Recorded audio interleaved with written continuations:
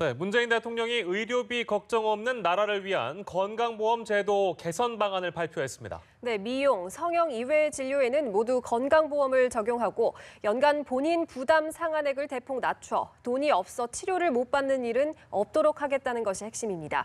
청와대 취재기자 연결합니다. 이경희 기자. 네, 문재인 대통령은 아픈데도 돈이 없어 치료를 제대로 못 받는 일은 없도록 하겠다고 강조했습니다. 이를 위해 건강보험의 보장성을 한층 강화하는 내용의 제도 개선안을 직접 발표했는데요. 건강보험 적용 범위를 확대하고 저소득층을 중심으로 본인 부담을 대폭 낮추는 것이 핵심입니다. 문 대통령은 미용, 성형같이 명백히 대상에서 제외할 것 이외에는 모두 건강보험을 적용하겠다고 밝혔습니다. 특히 환자의 부담이 큰 선택진료와 상급병실, 간병 등 3대 비급여를 단계적으로 해결해 대학병원 특진을 없애고 상급병실료도 2인실까지는 보험을 적용한다는 방침입니다. 또 간병이 필요한 모든 환자의 간병에 대해 건강보험을 적용해 환자와 보호자 모두를 힘들게 하는 간병의 굴레에서 벗어날 수 있도록 하겠다고 말했습니다. 고액 의료비 부담도 줄여준다는 계획인데요. 내년부터 연간 본인 부담 상한액을 대폭 낮추고 본인 부담 상한제 인하 혜택 대상자도 현 70만 명에서 2020년 190명까지로 늘리기로 했습니다. 또 4대 중증질환에 한정됐던 의료비 지원 제도를 모든 중증질환으로 넓히는 동시에 소득 하위 50% 환자는 최대 2천만 원까지 의료비를 지원받을 수 있도록 하고 어르신과 어린이, 중증 치매 환자의 본인 부담률은 크게 낮추기로 했습니다. 문 대통령은 이 같은 개편안이 시행되면 전 국민의 의료비 부담이 평균 18% 줄고 저소득층에서는 46% 감소하는 효과가 있을 것이라며 의료비 지출 경감으로 가계 가처분 소득이 늘게 될 것이라고 전망했습니다. 재원은 그간 쌓인 건강보험 누적 흑자 일부와 국가재정으로 감당할 수 있다는 설명인데요. 문 대통령은 세금과 보험료가 허투루 쓰이는 일이 없도록 철저히 관리해 앞으로 10년간의 보험료 인상이 지난 10년 평균보다 높지 않게 하겠다고 말했습니다. 지금까지 청와대에서 전해드렸습니다. 북한이 미국의 예방전쟁에 전면전쟁으로 대응할 것이라며 무력 도발 가능성을 시사했습니다. 네, 장거리 탄도미사일 화성 12로 미국 괌 주변에 대한 포위 사격 작전도 검토하고 있다고 위협했습니다. 김혜영 기자입니다. 북한군 총참모부는 대변인 성명을 통해 미국의 예방전쟁에 전면전쟁으로 대응할 것이라고 경고했습니다. 미국의 예방전쟁 행위 징조가 나타나면 우리 군대는 그 즉시 우리 공화국의 신성한 영토가 전쟁 마당으로 되기 전에 미국 본토를 우리의 핵전쟁 마당으로 만들어버리게 된다는 것을 잊지 말아야 한다. 북한의 탄도미사일 운용부대인 전략군은 더욱 구체적인 작전 방안을 거론했습니다. 중장거리 전략탄도 로켓 화성 12형으로 괌도 주변에 대한 포위 사격을 단행하기 위한 작전 방안을 심중히 검토하고 있다. 이 작전 방안은 곧 최고사령부에 보고되며 김정은이 결단만 내리면 임의의 시각에 동시다발적으로 실행될 것이라고 주장했습니다. 김정은이 미국의 침략 장비 제압을 위해 강력한 방안 검토를 지시한 바 있다며 이번 위협도 김정은의 의지가 반영됐음을 시사했습니다. 북한은 지난 7일 최고수위의 정부 성명으로 안보리 결의를 배격한 이후 군사적 위협 수위를 계속 끌어올리고 있습니다. 서울 불바다뿐 아니라 실제적 행동, 물리력 행사 등 도발을 예고하는 듯한 발언을 쏟아내고 있습니다. 국력을 총동원하여 물리적 행사를 동반한 전략적인 조치들이 무섭게 취해진다는 것을 절대로 잊지 말아야 한다. 정부 성명 발표 이후 도발을 감행해온 북한의 패턴을 감안할 때 핵실험을 비롯한 도발 가능성을 배제할 수 없다는 분석이 나옵니다. 연합뉴스TV 김혜영입니다. 북한이 괌 포위 사격 수단으로 언급한 화성 12형 미사일은 중장거리 탄도미사일, 즉 IRBM입니다. 네, 사거리가 최대 5,000km에 달해 괌을 타격할 수는 있지만 이는 사실상 미국에 대한 선전포고로 해석될 수 있어서 가능성은 높지 않다는 관측이 지배적입니다. 계속해서 정영빈 기자가 보도합니다. 신형 탄도미사일이 화염을 내뿜으며 하늘로 솟구칩니다. 북한은 지난 5월 신형 중장거리 탄도미사일을 발사하며 화성 12형이라고 이름 붙였습니다. 새벽 4시 58분 세형의 지상대지상 중장거리 전략탄도 로켓 화성 12형이 발사됐습니다. 화성 12형은 액체 연료를 사용하는 신형 엔진이 탑재됐고 1톤 규모의 핵탄두 장착도 가능한 것으로 추정됩니다. 우리 군은 화성 12형의 최대 사거리가 5,000에서 6,000km에 달해 미국 알래스카까지 타격권에 들어갈 것으로 보고 있습니다. 괌은 북한이 화성 12형을 쏜 평안북도 구성과 약 3,500km 떨어져 있어 충분히 사정권에 들어갑니다. 이에 북한은 괌을 포위하듯 주변 해역에 여러 발의 화성 12형을 떨어뜨리는 포위 사격을 위협한 것으로 관측됩니다. 다만 북한이 실제 포위 사격을 감행한다면 이는 미국에 대한 선전포고로 해석될 수 있어 가능성은 높지 않다는 관측이 지배적입니다. 화성 12형의 정밀도가 검증되지 않았기 때문에 의도치 않게 괌 본토에 미사일이 떨어질 수 있다는 점도 북한으로서는 부담스러운 부분입니다. 하지만 만에 하나 북한이 무모한 도발을 감행할 경우 한반도는 걷잡을 수 없는 경랑에 빠져들 수밖에 없을 것이란 긴장감도 커지고 있습니다. 연합뉴스TV 정영근입니다. 북한이 대륙간 탄도미사일에 탑재할 수 있는 소형 핵탄두 개발에 성공한 것으로 미 정보 당국이 결론 낸 것으로 알려졌습니다. 네, 휴가 중인 도널드 트럼프 대통령은 화염에 직면하게 될 것이라며 강하게 비판했습니다. 워싱턴에서 윤석희 특파원입니다. 미국 유력 일간지 워싱턴 포스트는 북한이 ICBM에 탑재할 수 있는 소형 핵탄두 개발에 성공한 것으로 미 정보 당국이 결론지었다고 보도했습니다. 워싱턴 포스트는 현지 시간으로 8일 미 국방부 산하 국방정보국이 지난달 북핵 개발 프로그램에 대한 기밀 평가를 통해 이 같은 결론에 이르렀다며 요약 보고서를 공개했습니다. 이 결론이 사실이라면 북한은 완전한 핵 보유국으로 가는 중요한 문턱을 넘은 것이라고도 평가했습니다. 이는 전문가들의 예상을 크게 앞지르는 것으로 급격히 진전되는 북한의 군사 위협에 대한 우려가 더욱 깊어질 것이라고 전망했습니다. 도널드 트럼프 미 대통령은 휴가지에서 기자들과 만나 북한이 미국을 위협하면 화염과 분노에 직면할 것이라며 강하게 비난했습니다. North Korea best not make any more threats to the United States. They will be met with fire and fury like the world has never seen. 미 정보당국 등은 아울러 북한이 작년 말 기준으로 30개의 핵무기를 보유하고 있으며 오는 2020년엔 60개로 늘어날 것으로 보고 있습니다. 워싱턴 포스트는 다만 북한이 소형 핵탄두를 성공적으로 시험했는지는 불투명하다고 전했습니다. 또 북한의 핵 능력이 과대 포장되고 있다는 한반도 전문가의 말을 인용하며 진정한 위협은 북한의 핵 개발이 아니라 한반도의 전쟁 가능성이라고 지적했습니다. 워싱턴에서 연합뉴스TV 윤석입니다. 문재인 대통령이 군 수뇌부로부터 진급, 보직 신고를 받고 강도 높은 국방개혁과 북한의 핵미사일 도발에 대응할 수 있는 전력을 조속히 확보해 줄 것을 당부했습니다. 네, 내용 직접 들어보시겠습니다. 지금 우리에게 주어진 과제가 역시 국방개혁인 것 같습니다. 그것도 강도 높은 국방개혁. 그냥 국방을 좀 더 개선한다거나 국방을 좀 더 발전시킨다는 그런 차원이 아니라 아예 황골탈퇴하는 정도 수준의 국방개혁이 필요하지 않을까 싶습니다.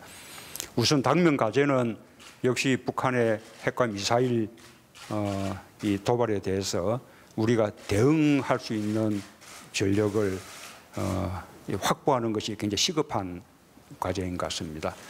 그에 대해서 우리 군사 대응 태세를 빠른 시일 내에 조금 완배해 주시기를 바라고요.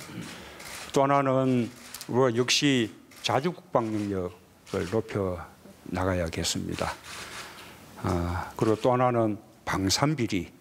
이제는 다시 방산비리란 말이 그래서 나오지 않도록 그렇게 또 함께 노력을 해주셔야 할 것 같고, 마지막으로 하나 또 특별히 당부드리고 싶은 것은 역시 이제는 우리 군 장병들에 대한 인권 보장, 이 부분에 대해서도 좀 만전을 기해 주셔야겠습니다. 이번에 이거 불거진 사건을 보면 과거에는 그것이 거의 관행적으로 되어 오다시피 한 일이었는데 이제는 우리 사회가 더 이상 용납하지 않는다는 것을 보여준 것 같습니다. 우리 다들 마음가짐이 이제는 좀 달라져야 할 때입니다. 이번에 국민들이 받았던 충격은 그동안 군 장병들에 대한 인권 어떤 침해가 주로 선임병들에 의해서 있어왔는데 이번에는 우리 군 최고위급 장성 또 그리고 가족에 의해서 행해졌다는 점에서 국민들이 큰 충격을 받은 것 같습니다. 그런 면에서도 우리 군내의 과거의 어떤 관행으로 쭉 내려온 이런 문화에 대해서 좀 일신이 있어야 할 것 같고. 공관병 갑질 의혹을 수사 중인 군 검찰이 박찬주 대장의 공관과 집무실 등에 대한 압수수색을 벌였습니다. 군 관계자는 군 검찰이 오늘 박찬주 대장의 공관 등 몇몇 곳을 동시에 압수수색했다고 밝혔습니다. 압수수색은 대구 이작전 사령부 공관과 집무실 그리고 경기도 용인과 충남 계룡시 박 대장의 자택 등 5곳에서 이뤄진 것으로 알려졌습니다. 군 검찰은 박 대장의 휴대전화와 수첩, 집무실 서류 등의 자료도 확보한 것으로 전해졌습니다. 오늘 압수수색은 박 대장을 형사 입건한 지 닷새 만이며 군 검찰은 증거물 분석을 거쳐 박 대장을 추가 소환하는 방안도 검토 중인 것으로 알려졌습니다. 국가정보원이 2012년 대선 당시 대규모 민간인 댓글 부대를 운영한 것과 관련해 검찰이 자료 협조를 공식 요청하면서 본격적인 재수사가 임박했습니다. 네, 검찰총장이 이와 관련한 수사 대응 시나리오를 준비 중이라고 밝혔는데 이재동 기자가 검찰의 향후 방안을 예상해봤습니다. 국가정보원의 광범위한 댓글 부대 활동과 관련한 자료를 요청한 곳은 원세훈 전 원장의 재판을 맡고 있는 검찰 공판팀입니다. 이달 말 파기환송심 선고까지 불과 20일밖에 남지 않아 법원에 추가 제출할 증거가 있는지 살펴보겠다는 겁니다. 검찰은 댓글 부대의 규모와 운영 방식, 투입 비용 등이 적힌 문건을 받아 국정원 선거 개입의 실체를 우선 확인하겠다는 방침입니다. 일단 시간이 부족한 만큼 검찰은 예정된 선고기일을 우선 미루고 재판을 재개해 줄 것을 법원에 신청할 가능성이 큽니다. 법원이 이를 받아들일 경우 시간을 벌게 된 검찰은 본격 재수사를 위해 공판팀을 확대한 TF를 꾸릴 것이란 전망이 우세합니다. 원 전 원장뿐 아니라 이명박 전 대통령을 비롯한 당시 청와대 관계자에 대한 수사도 이뤄질 가능성이 있는데 문제는 시간입니다. 대규모 수사팀을 꾸려도 수만에서 많게는 수십만 건에 달하는 디지털 자료 분석에 많은 시일이 필요하지만 이번 사안의 공소시효는 올 12월이면 만료되는 만큼 검찰은 속도전을 벌일 전망입니다. 한편 원 전 원장의 선고가 예정대로 이뤄질 경우 검찰이 전면 재수사를 하더라도 2012년 대선 개입건에 대해서는 기소할 수 없습니다. 연합뉴스TV 이재동입니다. 현재 경찰청장과 중앙경찰학교장이 지난해 촛불 집회 대응 과정에서 이뤄진 통화 내용을 놓고 진실 공방을 벌이고 있습니다. 경찰 개혁 과제는 산적한데 수뇌부들이 때 아닌 신경전을 벌이는 이유가 무엇일까요? 박효정 기자가 보도합니다. 수사권 독립이라는 오랜 수건을 풀기도 바쁜 경찰이 수뇌부의 진흙탕 싸움으로 위기를 맞았습니다.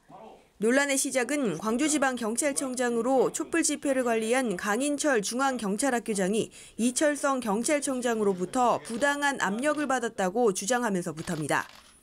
지난해 11월 광주를 민주화의 성지라고 쓴 SNS 게시글 삭제를 요구받았다며 이 청장이 박근혜 정부가 촛불로 망할 것 같냐는 발언도 했다고 폭로했습니다. 수사를 통해서 밝힐 수밖에 없는데 그렇잖아요. 전화했는지 안 했는지는 한 사람은 안 했다, 나는 했다. 그러면 그거 가지고 통화 내역을 뽑으면 돼 1년까지 나와요. 이 청장은 백남기 농민 관련 집회가 이어지는데 휴가를 낸 점을 질책했을 뿐 촛불 집회 관련 언급은 하지 않았다고 해명했지만 결국 시민단체에 고발을 당했습니다. 일각에서는 이번 사태의 원인에 인사 갈등이 자리하고 있다는 지적이 나옵니다. 촛불 집회 게시글 사건 이후 강 전 청장은 경기남부지방경찰청 1차장으로 자리를 옮기는 등 사실상 좌천 인사를 당했습니다. 여기에 강 전 청장은 조사 대상이던 전남대병원에서 무상진료를 받고 고가의 이불을 구입한 의혹 등과 관련해 감찰을 받았습니다. 강 전 청장 폭로 직후 경찰청이 수사를 의뢰하는 등 표적감찰 논란마저 일었지만 경찰은 이를 부인한 상황. 경찰 최고 수뇌부가 공개적으로 치고받는 것은 매우 이례적인 일입니다. 청와대도 이번 사건을 주목하고 있는 것으로 알려져서 경찰 안팎에서는 수사권 조정 국면에 나쁜 영향을 주는 게 아니냐는 우려마저 나오고 있습니다. 연합뉴스TV 박효정입니다. 집값과의 전쟁에 나선 정부가 분양권 규제, 돈줄 주의기, 양도세 폭탄에 이어서 세무조사 카드를 꺼내들었습니다. 네, 집값 급등지에서 다운 계약서를 쓰거나 분양권 불법 전매를 한 사람, 편법으로 증여받아 집을 산 사람 등 286명이 대상입니다. 김종수 기자입니다. 32살 회사원 A씨는 2013년 결혼하면서 아파트를 샀습니다. 계약금 외엔 모두 주택담보대출로 돈을 마련했습니다. 하지만 돈을 갚은 것은 고액자산가인 A씨의 아버지였습니다. 일부를 갚아도 은행 근저당이 설정된 등기부는 안 바뀐다는 점을 노렸지만 결국 수억 원의 증여세가 추징됐습니다. 또 양도세를 대신 내주는 조건으로 분양권을 판 57살 B씨는 세금 신고 때는 정상거래처럼 꾸몄다 들통나 대납 양도세가 포함된 금액을 기준으로 세금을 내야 했습니다. 전국 집값 급등지에서 집을 사고 팔며 이런 식으로 세금을 포탈한 혐의가 포착된 286명에 대해 국세청이 동시세무조사에 착수했습니다. 소득이 불분명한 다주택 보유자, 편법증여 혐의가 짙은 고가주택 매입자나 고액 전세입자, 다운계약서 신고자들이 주요 대상입니다. 분양권 불법 전매, 다운계약서 작성을 유도한 중개업자들도 포함되는데 이들 중엔 서울 인기 지역 아파트를 산 27살 취업준비생, 프리미엄만 4억 원인 강남 아파트 분양권을 팔고 차익은 없다고 신고한 사람도 있습니다. 양도세 등 탈루 세금을 빠짐없이 추징하기 위해 거래 당사자는 물론 그 가족까지 금융 추적 조사를 실시하고 부동산 취득자금 출처 분석 결과 사업소득 누락 혐의가 있는 경우에는 관련 사업체까지 통합조사를 실시하겠습니다. 국세청은 세법, 부동산 실명법 같은 법 위반이 드러나면 고발하거나 세금 외에 과징금, 과태료까지 물도록 할 계획입니다. 연합뉴스TV 김종수입니다. 정부가 파리 부동산 대책을 발표한 지 일주일이 지났습니다. 거래가 뚝 끊기면서 부동산 중개업소들은 생계를 우려하고 있습니다. 네, 거래 실종도 문제지만 정부가 대출 기준 등 규제에 대한 명확한 기준을 정해주지 않으면서 시장의 혼란도 가중되고 있습니다. 김동욱 기자입니다. 서울 강남에 위치한 한 상가. 부동산 중개업소들이 줄지어 있지만 정부의 파리 부동산 대책 이후 손님들이 뚝 끊겼습니다. 이대로 가면 강남 부동산 중개업소 상당수가 문을 닫게 될 수 있다는 볼멘 소리도 나옵니다. 암암리에 닫으라고 압박 주는 거랑 똑같아요. 이런 정도로 간다라 그러면 강남권에 있는 부동산은 한 20%를 문 닫을 것 같아요. 그런 사람도 거래가 없는 상황에서. 거래가 실종된 것도 문제지만 정부가 규제에 대한 명확한 유권 해석을 내려주지 않아 혼란이 가중되고 있습니다.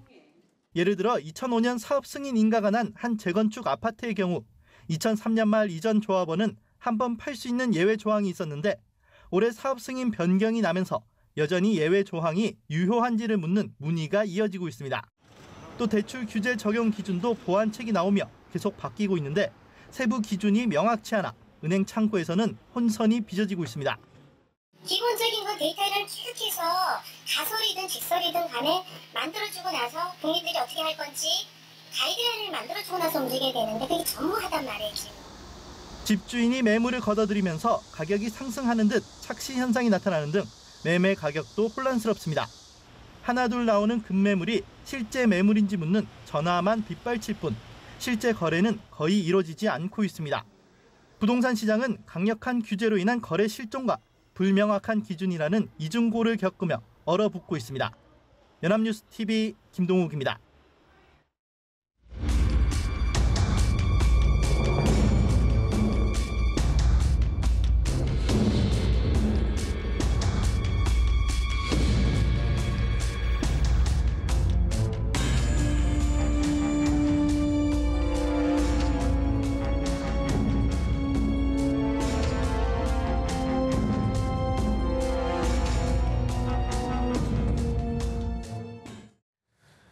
중국 쓰촨성 유명 관광지에서 발생한 강진으로 인한 인명피해가 계속 늘고 있습니다. 지금까지 19명이 숨지고 250명가량이 다친 것으로 조사가 됐는데요. 피해는 더욱 커질 것으로 보입니다. 상하이에서 정주호 특파원이 전해왔습니다. 어젯밤 유명 관광지인 중국 쓰촨성 주자이거우현에서 발생한 규모 7.0의 강진으로 인명피해가 계속 늘고 있습니다. 특히 지진에 따른 산사태로 100여 명의 여행객이 고립돼 있는 것으로 알려져 피해가 더 늘어날 것으로 보입니다.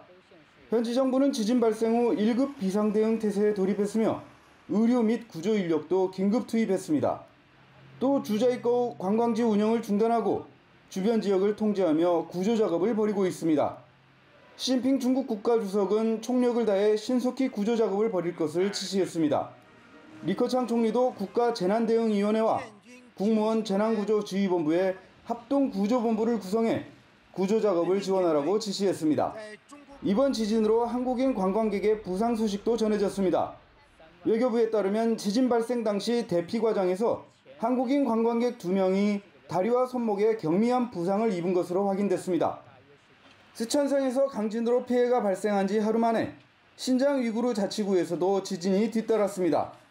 중국 지진대에 따르면 오늘 오전 주자이거우 지진 현장과는 2200km 떨어져 있는 중국 북서부의 신장 위구르 자치구에서 규모 6.6 지진이 발생했습니다. 상하이에서 연합뉴스 정조호입니다. 중국 유명 관광지인 쓰촨성 아바주 주가이거우현에서 강진이 발생해 다수의 사상자가 발생했지만 한국인 관광객들은 모두 대피한 것으로 알려졌습니다. 쓰촨성 청두의 한국 총영사관 관계자는 지진 피해 지역인 주가이거우에 간 한국인 단체 관광객은 99명으로 파악되며 이들은 현재 청두로 빠져나오고 있다고 밝혔습니다. 이 관계자는 한국 관광객 중 2명이 대피 과정 중에 다리와 손목에 경미한 부상을 입었으나 대부분 무사하다고 밝혔습니다. 쓰촨성에 간 한국인 개인 관광객 수는 아직 파악되지 않고 있습니다. 중국 지진국은 쓰촨성에서 어제 규모 7의 강진이 발생한 데 이어서 현지 시간으로 오늘 오전 10시 17분 규모 4.8의 지진이 다시 발생했다고 밝혔습니다. 지진 발생 지역은 주가이거우현으로 진원의 깊이는 26km입니다. 중국 지진국은 앞으로 규모 6 이상의 여진이 발생할 가능성이 있다고 예보하고 있어 중국은 바짝 긴장하고 있습니다. 중국 재난당국은 여진으로 인한 피해가 확산하지 않도록 주가이거우에 머물고 있던 3만 5천여 명의 관광객들에 대한 생필품 공급과 함께 안전지대로 소개 작전을 진행하고 있습니다. 일본의 대표적인 고사찰이자 유네스코 세계문화유산에 등재된 나라현의 도다이지에서 한글로 보이는 낙서가 발견돼 일본 경찰이 수사에 나섰다고 현지 언론이 보도했습니다. 사람 이름을 포함한 이 낙서는 도다이진의 불당인 홋케도의 건물 라이도의 나무 난간 부분에 무언가에 의해 긁힌 듯 새겨져 있는 것으로 파악됐습니다. 일본 경찰은 CCTV 영상과 목격자의 진술 등을 통해 낙서를 한 사람을 찾아 문화재 보호법 위반 혐의를 적용해 처벌할 계획이라고 밝혔습니다.